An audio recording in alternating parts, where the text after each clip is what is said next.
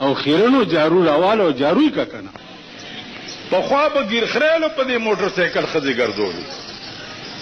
اوس ګیرې والای په ما چې هلته تېرېږي نو موټر سایکل رو کې خځې تمام ښي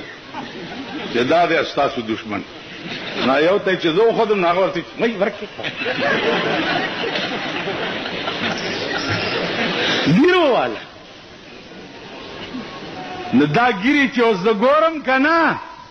نو ما ته دا خان خبره را یاده شي یو طالب ته ویلي ملا صاحب ستا دا ګیره ښه ده که زما د سپي دا لکۍ ښه ده هغې ورته ویل ما ته پته نشته ولې وی که ایمان یې تېر کو خو ستا د سپي د لکۍ نه ښه ده او که ایمان یې تېر نه کو ستا دا د سپي لکۍ ته ښه ده نو چې بربنډه ښځه یې په موټر سایکل په ځان پسې سوره کړي او ګیرې مې دې ګیرې نه د سپي لکۍ ښه ده که نه ده نه دا چې دې ګیرې نه ونیسم وای نو دا لاس به کله راځي ما کې او ما اوس کمزور یم شم ګرځېدی نه شم دې ګیرې نه مې نیولی ورته یم څنګه چل دی او دا ښځه یې راته ولاړی هغه ورځ یو بزرګ را سره ناست و نو یو خان راغی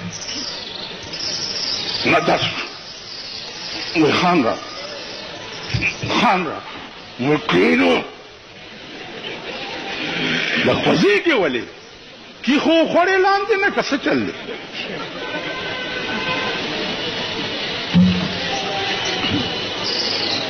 دا عادت به مونږ نه کله وځي ټول قرآن لګیا دی په پاکستان کې خپو لاندې پیمالیږي ښځې او نر بېګاله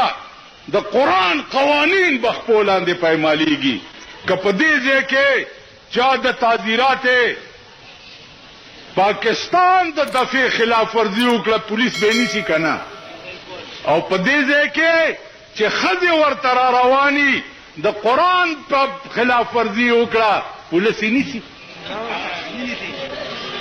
نیسي یې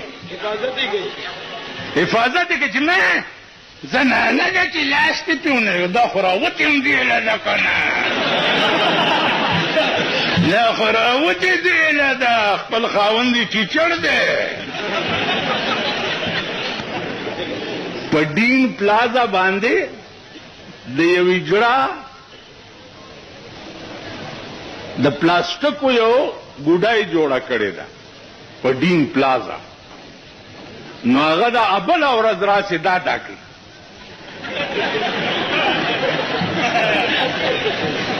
دا ده نو هغه پلاسټک ګوډۍ چې مې بله ورځ ولیده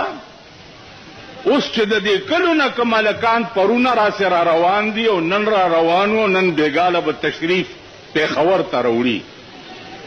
نو هغې ځان سره په ډیټسنو کې ډمان کېنولی دي او مغه چل ورته هلکان هم کوي د مور وادم دی دویم میړه ته ودیږي که ښځم دویم سړي ته ودیږي که خورم بل و سړي ته